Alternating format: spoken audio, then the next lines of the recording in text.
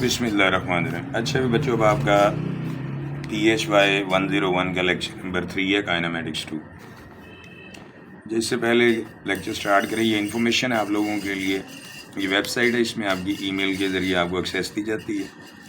ये इसके फीचर्स हैं सारे। और ऑनलाइन एकेडमी मॉर्निंग में, इवनिंग में क्लासेस, मॉर्निंग में फ़ीमेल टीचर्स हैं और फीमेल स्टूडेंट्स के लिए होती है, इवनिंग में कंबाइन होती हैं। ये डिग्री प्रोग्राम्स और इनके रिलेटेड ADP प्रोग्राम्स करवाए जाते हैं। बॉयज़ गर्ल्स के लिए अलग अलग व्हाट्सएप ग्रुप्स हैं, ये 2 नंबर्स हैं। इसके अलावा ICS की रेगुलर और सप्लीमेंट्री क्लासेस भी कंडक्ट की जाती हैं। अब आपको डेरिवेटिव का कॉन्सेप्ट उसने दिया है। डेरिवेटिव अभी आप लोगों ने पिछले लेक्चर के अंदर पढ़ा कि जब आपके पास इंडिपेंडेंट वेरिएबल के अंदर कंटिन्यूसली चेंजेस होती हैं, ठीक है, तो वो कंटिन्यूसली चेंजेस को ऑब्ज़र्व किया जाता है कि वो डिपेंडेंट वेरिएबल में क्या कंटिन्यूस चेंजेस करती हैं, ठीक है।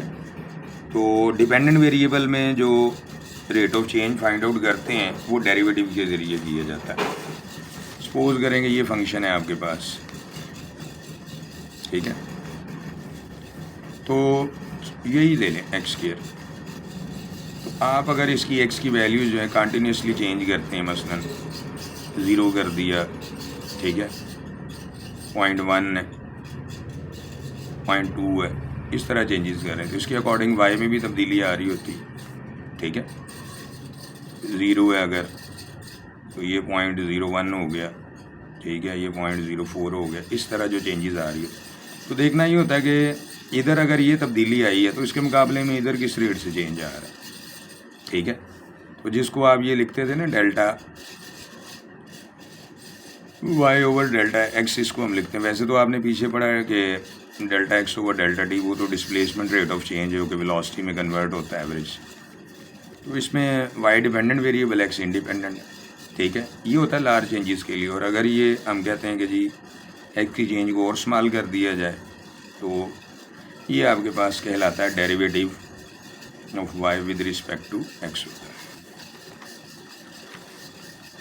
ये आपका डेरिवेटिव का कॉन्सेप्ट होता है। इसमें फंक्शंस आप जिस तरह ये लिया हुआ है इस तरह आप x(t) कर सकते हैं फंक्शन, t² है। अगर इसको कोई नया वेरिएबल भी नाम दे सकते हैं, वरना x तो है ही, ठीक है। कि टाइम के लिहाज से जो है डिस्प्लेसमेंट में क्या चेंजेस आती हैं, ठीक है। कंटिन्यूस चेंजेस अगर टाइम में आ रही तो उसके मुकाबले में कंटिन्यूस डिस्प्लेसमेंट में क्या चेंजेस आ रही हैं। तो ये जो आपके पास कंटिन्यूस चेंजेस होते हैं, 2 पॉइंट बहुत करीब होते हैं, ठीक है। चाहे t के ले लें आप, जो मैं पीछे भी आपको मैंने बताया था।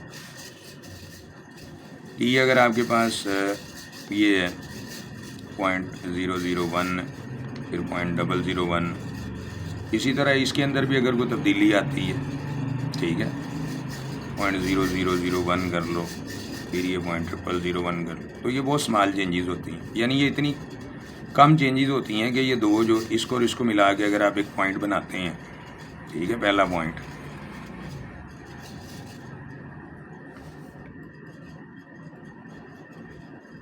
तो दूसरा जो पॉइंट बनेगा वो भी इसके करीब ही बनेगा, ठीक है। 0.001 है, 0.001, तो ये आलमोस्ट आइडेंटिकल पॉइंट्स होते हैं, ठीक है। तो जब इतना पॉइंट्स इंडिपेंडेंट वेरिएबल की वैल्यू बहुत करीब होती है, तो डिपेंडेंट की भी बहुत करीब होती है, तो वो आइडेंटिकल पॉइंट्स होते हैं, लेकिन वो होते 2 डिफरेंट हैं। तो उनके 2 पॉइंट्स में से जब आप एक लाइन गुजारते हैं, वो टेंजेंट लाइन होती है, तो डेरिवेटिव जो होता है उसके स्लोप को शो कर रहा होता है, ठीक है। तो दूसरी एप्लीकेशन जो इसकी है कि अगर आप किसी कर्व के ऊपर कोई पॉइंट लेते हैं तो उस पॉइंट पे इंडिपेंडेंट वेरिएबल की वैल्यू चेंज होने से डिपेंडेंट में जो चेंज आएगा वो किस रेट से आता है, वो आपको डेरिवेटिव का ये कॉन्सेप्ट बताता है। बाकी इसकी ये फार्मूलेशन है, इसको फर्स्ट प्रिंसिपल कहते हैं, ठीक हो गया। मसलन आपको ये उसने दिया हुआ है, अगर आपके पास ये x(t) इसके बराबर है t² के, तो t के अंदर अगर कोई तब्दीली आई है, ठीक है, तो उसकी वजह से x में भी तब्दीली आएगी। लिखा इसको यूँ जाता है, ठीक हो गया। ये जो आपके पास एक्स वाली तब्दीली, तो इसको खाली डेल्टा एक्स अब लिख, इसमें से इसको माइनस करोगे ना आप, तो वो डेल्टा एक्स आ जाएगा। ठीक है, ये फर्स्ट है आपका, ये आपका सेकंड है। इसमें 2 में से 1 माइनस कर दोगे तो ये आ जाएगा x T plus delta T minus x of T है। इधर इसमें से इसको माइनस करोगे, T plus delta T minus T square. ठीक है, तो ये जो दो चेंजेस, इसको डेल्टा एक्स लिख दिया जाता है। ठीक है, और इसको ओपन कर लिया जाता है, a square plus b square plus 2a into b और माइनस ये टी स्क्वायर, ये आपस में कैंसिल हो जाएंगे। बाकी ये जो है इन दोनों के अंदर ये जो डेल्टा टी का स्क्वायर है plus 2t into delta T, तो दोनों तरफ आप इसको डिवाइड करते हैं डेल्टा टी से, बोथ साइड्स, तो ये आ जाएगा delta x over delta T. इसमें से डेल्टा टी आप कॉमन ले लो, नीचे तो डिवाइड करना ही है ना आपने दोनों तरफ, ये जो भी है ऊपर से डेल्टा टी कॉमन लोगे, यहाँ पर डेल्टा टी रह जाएगा प्लस 2t। उसके बाद लिमिट अप्लाई कर देते हैं, ये अज्यूम करते हुए कि दो टाइम इंटरवल्स के दरमियान डिफरेंस बहुत कम है, क्योंकि डेल्टा टी यही होता है ना, t2 माइनस t1, तो delta x over delta t आ गया ये। इसी तरह ये लिमिट आ जाएगी, डेल्टा टी टेंड्स टू 0, ये और ये घट जाएंगे, बाकी जो रह जाएगा डेल्टा टी प्लस 2t, वहाँ पर ये वाली लिमिट डेल्टा टी 0 पुट करेंगे, ये तीनों कंडीशंस हों, ये बन जाता है dx ओवर dt। यहाँ पर 0 पुट कर दोगे, ये 2t है, तो ये dx ओवर dt आ जाएगा 2t। ये होता है बेसिकली पावर रूल। ठीक है, ये 5वें पॉइंट में उसने लिखा हुआ पावर रूल। इसको कहते हैं पावर रूल ऑफ डिफरेंशिएशन, कि अगर कोई फंक्शन आपके पास ऐसा है जिसमें वेरिएबल की पावर n है, तो हम उसको लिखते हैं differentiate y with respect to x होता है, जो x y की सिंबल में चलता है। तो d over D x derivative operator independent variable का हम अप्लाई करते हैं। अगर ये सिंबल हो या ये हो, मैं इसलिए सारा ये बता रहा हूँ आपको, तो इसको यूँ लिख दिया जाता है, ये d over D x x की पावर n, ये बनेगा dy ओवर डी एक्स, इसको लिखते हो f डैश x। ये पावर पहले आ जाएगी और पावर में से एक लेस कर लो। ठीक है, तो अगर यहाँ पर आप y की जगह यानी यूँ लिख लो, अगर फंक्शन बना t की पावर n, तो वो बन जाएगा dx ओवर dt, पावर पहले आ जाएगी, कोफिशिएंट बनेगा, फिर पावर में से एक कम कर दो। ठीक हो गया। इसी तरह ये आपके पास है, उसने इक्वेशन दी, वो कहता है इस पर अप्लाई कर लो आप इसको। कहता है let us apply to the X of T which represent distance moved by a body with a constant acceleration. ये आपने पीछे पढ़ा था अभी, x बराबर x naught plus half A T square. तो इसमें लिखेंगे हम differentiate x with respect to t। इसका मतलब होता है दोनों तरफ आपने डेरिवेटिव ऑपरेटर इंडिपेंडेंट वेरिएबल का अप्लाई करना है। ठीक है, d over D T x not plus V naught T plus half A T square, इधर आ जाएगा D X over D T, इधर हर टर्म पे अलग अलग कर देते। ये पूरे स्टेप इसलिए करवा रहा हूँ कि नेक्स्ट टाइम जब करवाऊँगा तो वो आपकी इतनी प्रैक्टिस हो चुकी होनी चाहिए कि आप खुद भी कर सकें।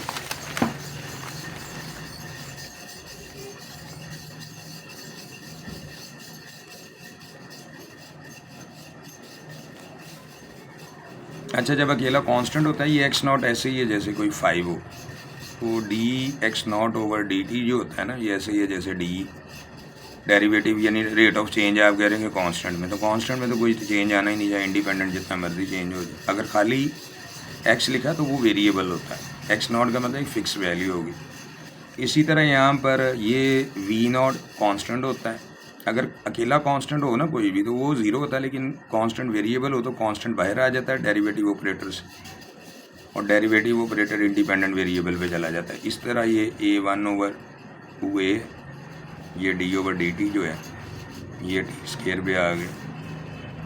तो ये वी नॉट है, टी का टी के लिए हमेशा 1 होता है, याद रखें, ठीक है। ये मल्टीप्लाई हो रहा है इसमें आपस में 1/2a, इसमें फिर पावर रूल लगाओगे, पावर पहले और पावर में से 1 कम कर दोगे, तो ये टोटल आंसर आ जाएगा 2 से कट जाएगा 80।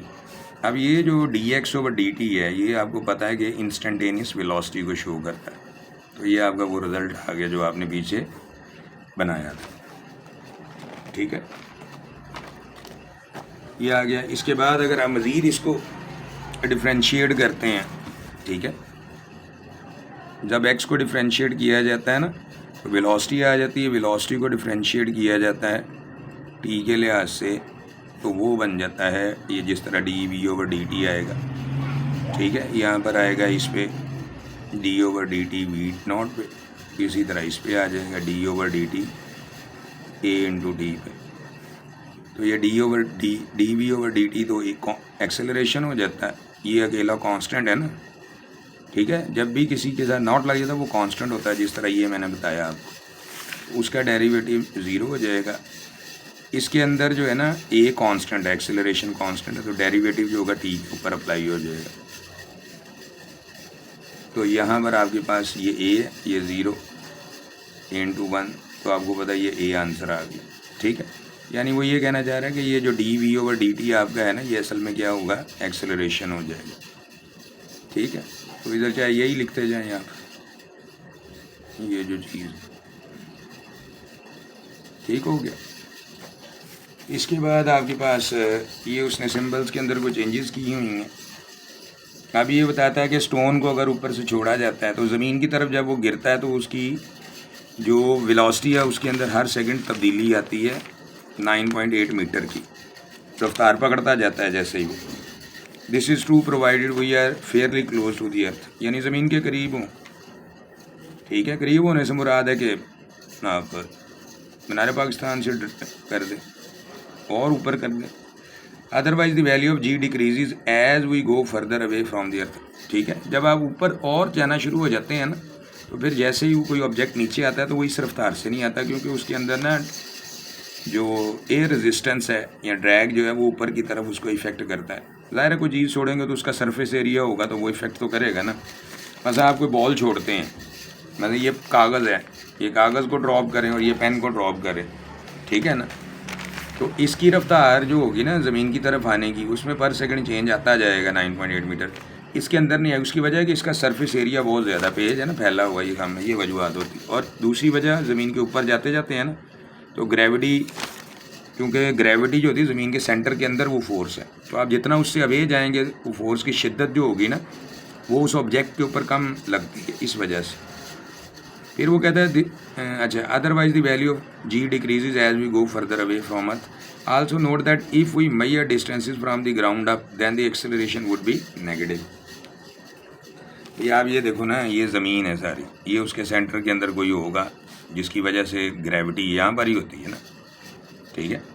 अगर तो चीज़ें इसके सेंटर की तरफ फॉल करती हैं यहाँ पर तो जी पॉजिटिव होता है, ठीक है, लेकिन अगर आप यहाँ से ऊपर की तरफ कोई चीज़ फेंकेंगे तो ठीक है ग्रेविटी तो नीचे खींच रहा है ना, तो फिर वो नेगेटिव इम्पैक्ट करता है जी, ये वजूहत होती है। इसके बाद ये रिज़ल्ट है, इनको आप लिख सकते हैं यूँ। अभी आपने लिखा कि D X over D T किसके बराबर है, वी के बराबर होता है ना, ठीक है, D we over D T जो है, ठीक है, ये आपके पास वी तो ये हो गया ना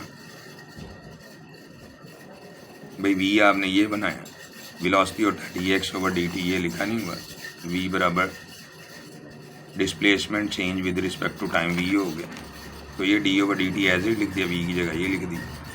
उसके बाद उसने कहा कि इसको हम यूँ भी लिख सकते हैं, यानी अगर हम 2 मरतबा डिस्प्लेसमेंट का derivative with respect to time लें तो क्या आ जाता है, D we over D T. तो d we over D T जो होता है एक्सेलरेशन नहीं होता, वही उसने आगे लिखा हुआ, second derivative with respect to the rate change of X with respect to T, ठीक है। तो इसको एक्सेलरेशन भी कहते हैं। अगर आप इसको एक्सेलरेशन कहेंगे D we over D T को, यही निकाला है ना आपने, तो ये भी एक्सेलरेशन है, D 2x over D T square, ये वो कह रहा है आपसे, नेक्स्ट है, अगर आप वेक्टर फॉर्म में करते हैं तो तब भी, अगर वेक्टर फॉर्म में करेंगे तो ये x ऑफ टी है आई प्लस y ऑफ टी जे है। तो सपोज करो कि ये यूं दिया हुआ, आपको अगर कुछ सवाल दे देता है तो आप ये करोगे, फ़र्ज़ करो ये टी स्केयर है आई, ठीक है, ये 2t हो जाता है जे। तो जिस तरह x करते थे ना वेक्टर में r होता है, तो आप डिफ्रेंशिएट करोगे इसको t के लिहाज से, तो वो इसके कंपोनेंट को करना होता है, इस पर पावर रूल लग जाएगा, ये आई आ जाएगा। इस पे ये कांस्टेंट है, ये वेरिएबल है, तो कांस्टेंट वेरिएबल के प्रोडक्ट में एज इट रहता है, तो वेरिएबल पार्ट का डेरिवेटिव t का t के लिहाज से 1, तो ये इसका आंसर बनेगा। इसको जो है ना, ये जो आपके पास है, इसको नाम दिया जाता है, ठीक है, डेरिवेटिव जब आप इसका ले लेते हो, ठीक है, तो ये Vx बन जाता है, ये वेलोसिटी का y कंपोनेंट और ये x कंपोनेंट, ठीक है, वो ये बता रहा है। इसका डेरिवेटिव लोगे तो इसको Vx कहते हैं, इसका लोगे ये तो हो गया ना r का dr ओवर dt वेलोसिटी बन गया, x का करोगे dx ओवर dt, y का dy over dt, dx over dt को Vx कहते हैं, dy ओवर dt को Vy। आई और ये तो यूनिट वेक्टर है। इसके बाद दो वेक्टर उनका स्केलर प्रोडक्ट या डॉट प्रोडक्ट है, ए डॉट बी यूँ होता है ना, ये ए वेक्टर और ये गया बी, ठीक है। इसमें क्लॉकवाइज एंटी क्लॉकवाइज का मसला नहीं होता क्योंकि वो कमोडेटिव होता है, ठीक है। उसके बाद है कि अगर आप ए डॉट बी है, ये जो है इसको अगर ए इंटू बी कॉस थीटा लिखो, ये ए लेंथ ऑफ ए है ना, और ये कहलाता है projection of be on A,